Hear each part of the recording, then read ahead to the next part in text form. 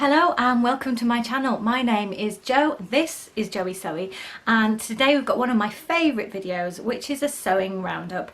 We are doing what have I been sewing in October.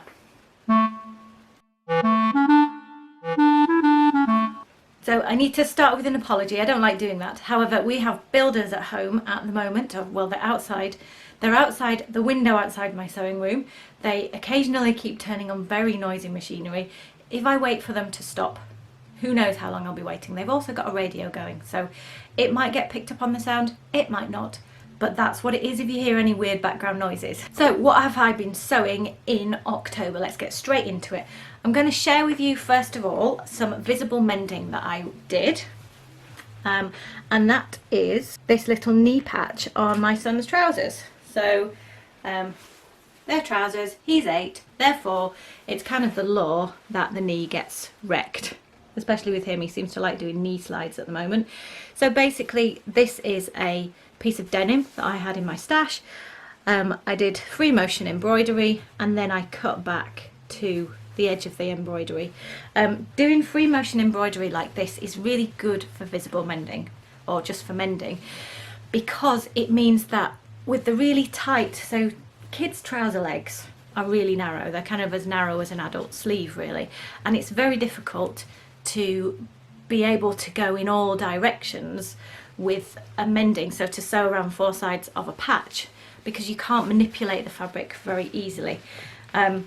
So if you do free motion embroidery, and if you can drop the feed dogs on your machine, then you can do it even without an official foot, although an official free motion embroidery foot does make a difference.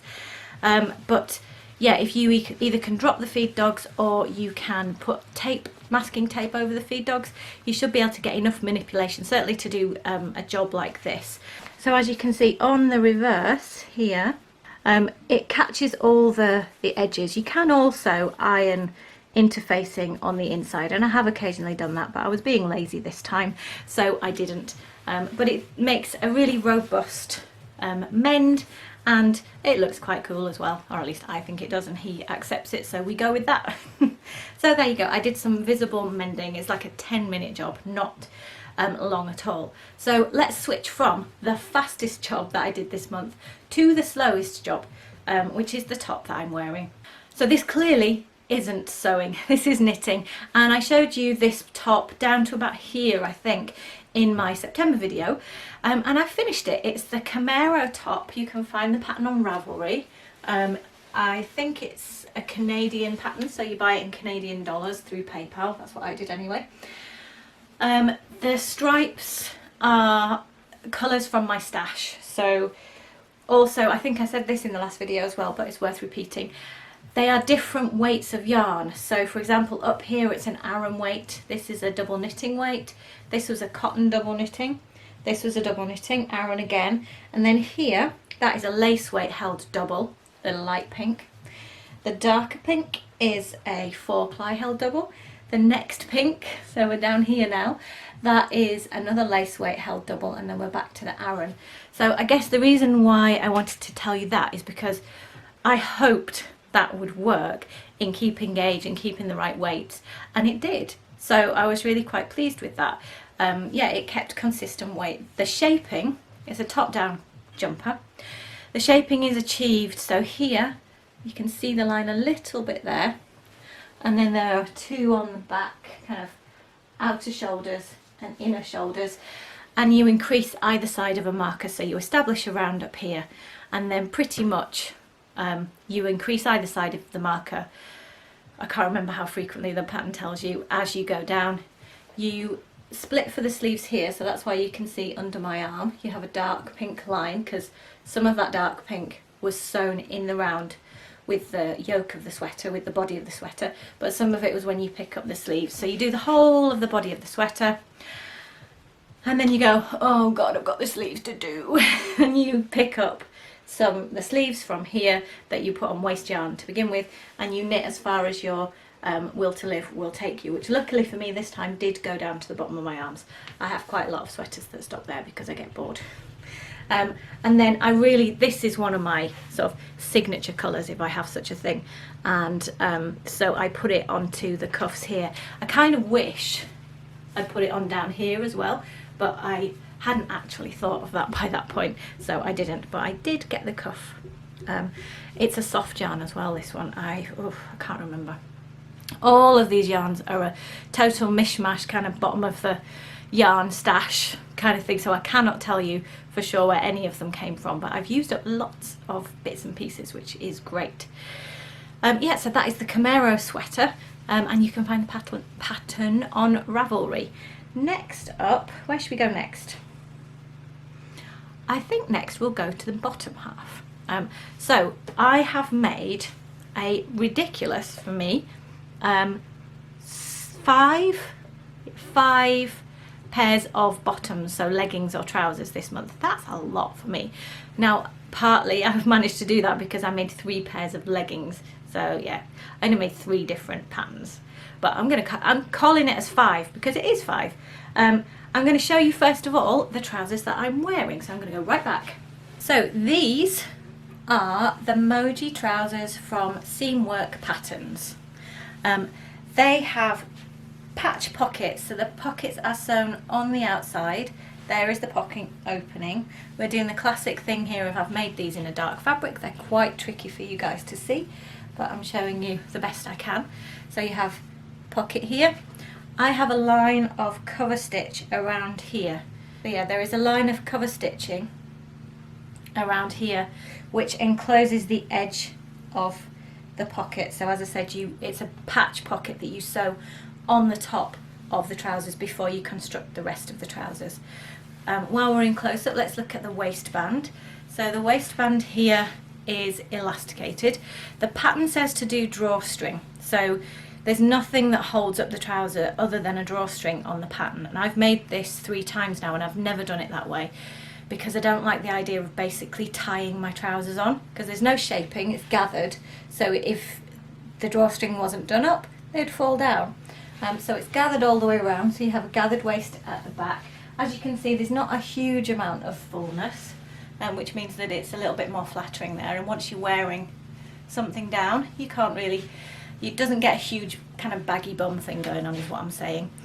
The way I made this waistband, there is some elastic inside, and I sewed lots and lots of top stitching over the top. In fact, it's cover stitching, top stitching.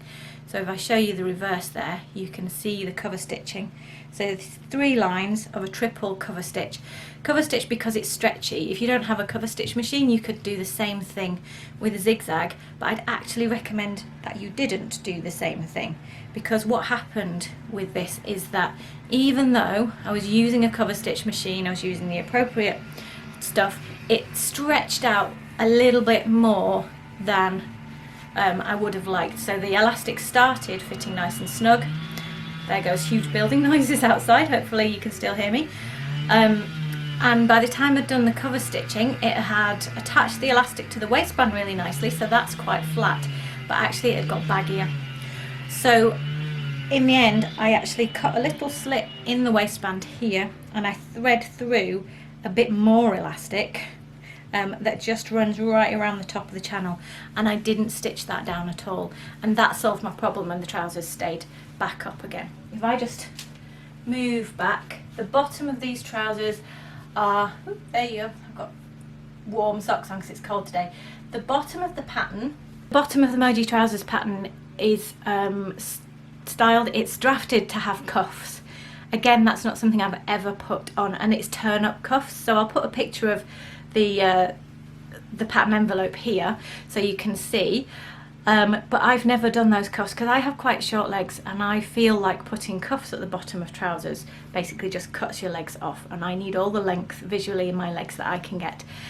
Now these trousers are basically for lounging around the house, so you may have picked up at various points in the filming that there's cat hairs all over them at the moment because I was doing lounging around at home last night in them, but they're really comfortable. They turned out okay. They didn't turn out perfectly. I think the fabric's not quite as drapey as I'd hoped. The last pair I made was out of viscose with like a yoga waistband. and they fit really nicely and they're really drapey, whereas this fabric, it's quite season appropriate because it's thicker, but it doesn't have the same sort of drape because I guess I can't have my cake and eat it. But there you go. I'm quite pleased with these Moji trousers, and they're definitely functional because I've been wearing them lots already. So moving on to leggings. I'm gonna swiftly get changed and I will show you the 3 pairs of leggings that I've made. They're all the same. So these are the Avery leggings from Helen's Closet. I am a yoga teacher, one of the things that I do, and I've never made leggings to practice yoga in before because I was always too nervous that the fabric would be see-through, that the seams would disintegrate. But I decided, after having a horrific ready-to-wear experience of trying to buy some more leggings, that I needed to basically be brave and make some leggings. So that's what I did. To get in a little bit closer, they have a yoked waistband. The pattern has 2 views. It has a narrow waistband, and then it has this really deep waistband. This really deep waistband is fantastic for yoga because then when you bend over, you don't get the waistband going down like that. The other thing that it has, I can't show you this, or rather I don't want to show you this on the pair I'm wearing. The other thing that it has is a gusset, which is a little triangular insert. This goes at the front crotch area, and the point of the triangle points towards your bottom, and that triangle means that there is much greater freedom of movement. You're much less likely to get the bagginess down here, and it just feels so much more comfortable. It also, as Helen describes in the pattern, it avoids having to have lots of seams intersecting at one single point, which makes it more comfortable. So that is a really fantastic feature of this pattern compared to just kind of a really standard pattern. I think I wouldn't want to make leggings that didn't have a gusset anymore because it just makes so much difference. There is lots of lovely cover stitching all over the leggings. So basically, in a lot of ready-to-wear leggings, you will find that they cover stitch over the seams, partly as a security thing, partly so that they can construct them flat. So I used my cover stitch. So this is the outside of the leggings, and you can see as I'm wearing it, cover stitching, cover stitching. There's even cover stitching right up here, down there, and down there. There is no side seam because that's important with leggings, but there is an inner leg seam here. So there is cover stitching all the way down the inner leg seam like that. So I made 3 pairs. The only thing, let me refocus you. The fabric is from an online supplier called Funky Fabrics. It has a really high elastane content because I needed it to have basically perfect recovery. It needed to have really, really strong recovery. So I believe it's 10% elastane or lycra, same thing.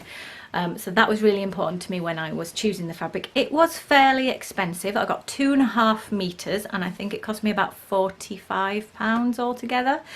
But I had just been trying to shop for ready-to-wear leggings and tried various price points, and even the leggings that were, I think the price was £70 for 1 pair of leggings. They just didn't fit. It was classic. If they went over my thighs, they did not come in at the waist. It was just not going to happen. And also, I need a wide waistband. I do not find narrow waistbands comfortable. They cut into me. I don't like the line that they give, so I need a really deep, wide waistband. And I'd made the Avery leggings back earlier in the year out of fabric that hasn't turned out to have brilliant recovery. Didn't make them for yoga, just made them for everyday wear, but they're a little bit baggy by the end of the day, which is annoying. But I knew that I quite liked the pattern. So there's 2 leggings identical and 1 ever so slightly different. So this pair is ever so slightly different, and what is different is that the facing of the waistband, so waistband and facing, is identical but inside. On this pair I did mostly as the pattern says, which is the facing is made out of the same material as the outside. And because it had huge amounts of recovery, I didn't do what the pattern said, which is put elastic around the top, because that's what I'd done on my first pair. Didn't especially like the result. Aesthetically, it does kind of drag in a little bit at the top. I think I wasn't all that brilliant at making it that way, but also it did drag in a bit at the top. So this time, this pair, I had run out of power mesh. The other two pairs, I put power mesh as the facing. So I didn't cut two waistbands. I cut one out of the finished fabric and one out of power mesh, which is the one I'm wearing. So I'll have to take it off and I'll show you. Here you go, the inside of the leggings. So that is the facing. You can barely tell the difference. So that is the inside. That is the outside. There is a slight difference. Power mesh is often used in bra making. So if you're looking for it, go to a bra making supplier. I got mine off eBay. It is not cheap stuff. It's kind of like £20 a metre, but clearly you're not using a lot. And what is fantastic about power mesh in waistbands is that it has very strong recovery. I already said this fabric has got really great recovery for high elastane content. Power mesh is like that on steroids. It's huge recovery and it has four-way stretch, so that's why it's better than elastic. So it really holds you, but it holds you from every point equally. So it is so much more comfortable to wear and so much more flattering to wear because it just holds you everywhere rather than cutting in, and then everywhere that's not cut in bulges out. So yeah, I didn't know I could talk so much about some leggings, but I made 3 pairs of Avery leggings with cover stitching, top stitching, and with power mesh on the inside of the waistband. I would have done that on the 3rd, but I'd run out. Let's do the very last pair of bottoms. These are trousers. I'm putting them on as I talk. So in my September video, I showed you these trousers part made. Let me fasten them up so I don't frighten you. And then I will step back. See how you can see them.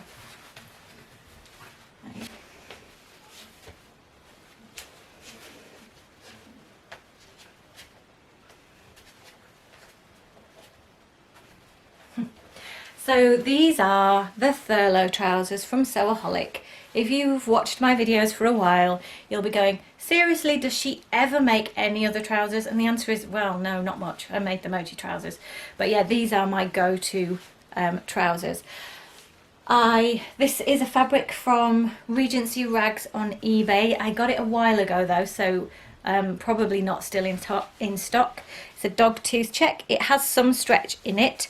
I have placed the stretch so it goes widthways on the trousers, so it's not a huge amount. It's probably got like maybe 10% stretch, nothing huge, but enough that it gives you a really great freedom of movement. I did 2 changes to the standard pattern. This is already a pattern that I have made multiple times, so the general fit I have got fine. I made the version I've made before, which has a much deeper waistband, so it's probably half as deep again as the pattern calls for. And it starts at the same point, so it's quite an easy pattern hack to do. You just make it deeper and you have to measure how wide your body is at this point and make sure that the top line of your pattern piece is going to fit that. So that's a deeper waistband. And then the obvious hack, if it's a hack, is that I put a stripe down the side of the legs, like that. So it is not centered on the side of the legs. I think you can probably see that. It is. I did that to make life easy for myself. The pocket comes right to the side seam, and I could have centered the stripe on the side seam, which would have put it about here, but I would have had to either make the pocket smaller, and I don't think my hand would have fitted into it, or I would have had to do some clever pattern matching to get some of the stripe on the pocket bag and the rest of it down there. And in all honesty, I simply couldn't be bothered. Yeah, sorry, I was lazy. I don't know why I'm sorry, they're not your trousers. The stripe, if you can see, has a little bit of a sparkle in it. I've got enough of this fabric left to make some actual trousers in, and yeah, they probably will be Thurlow trousers, although I'm trying to research some wide leg trousers that have like a paper bag waist. So if you know a good pattern, I would love for you to tell me down below. That would be fantastic. So here you go. I used a, what kind of fabric is that? No idea. It's quite a drapey fabric. I used it in my September video.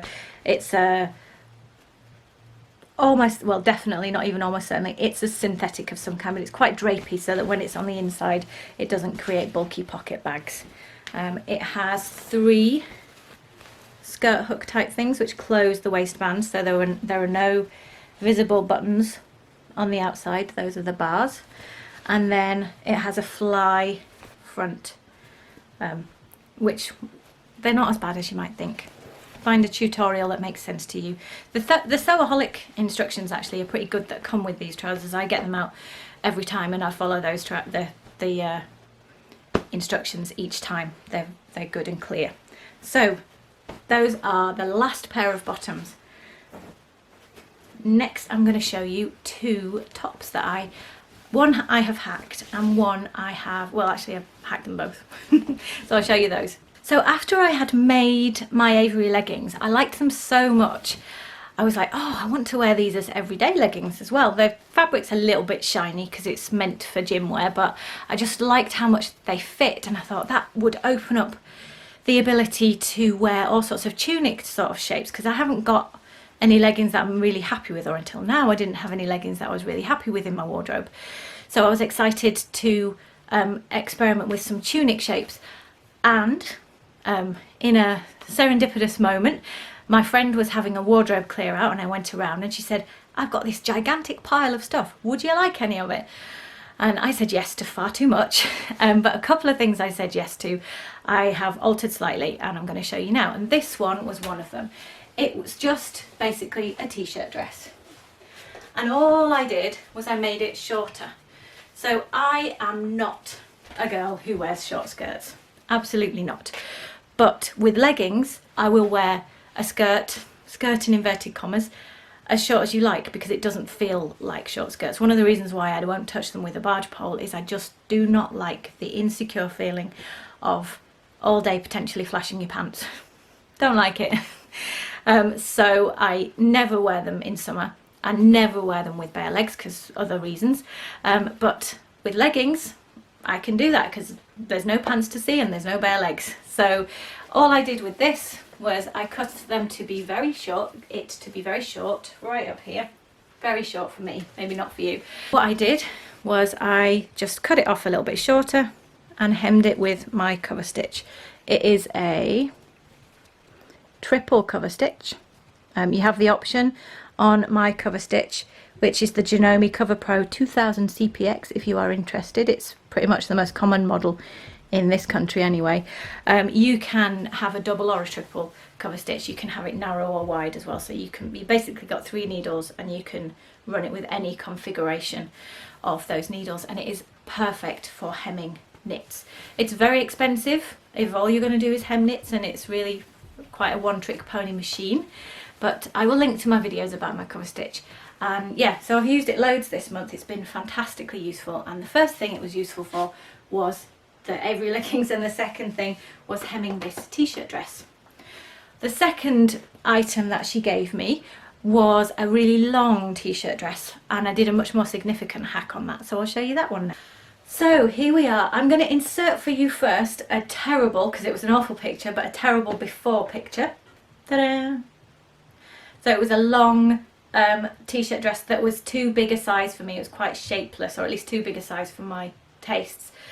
So what I did, number one, was I cut it off to be short again. So there you go, it's quite short. It's right down here. Sort of high mid-thigh. But then the second thing that I did was I did all the ruffles in the world. Can you see those?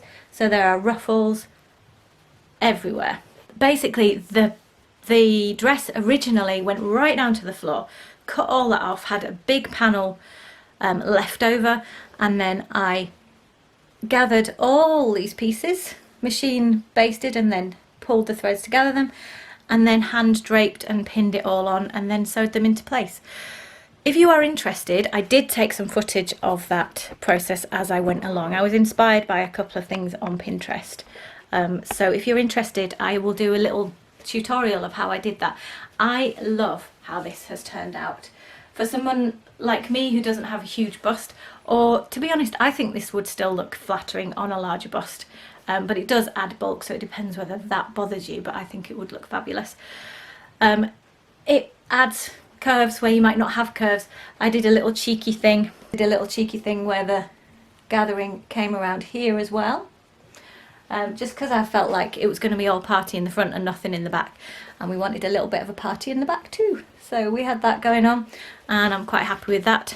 So yeah, it's going to be a total nightmare to iron, but we'll live with that. Basically, I'll probably just steam over it to bring the fluffs back to life. They're fluffs now. Anyway, that has been a super long video.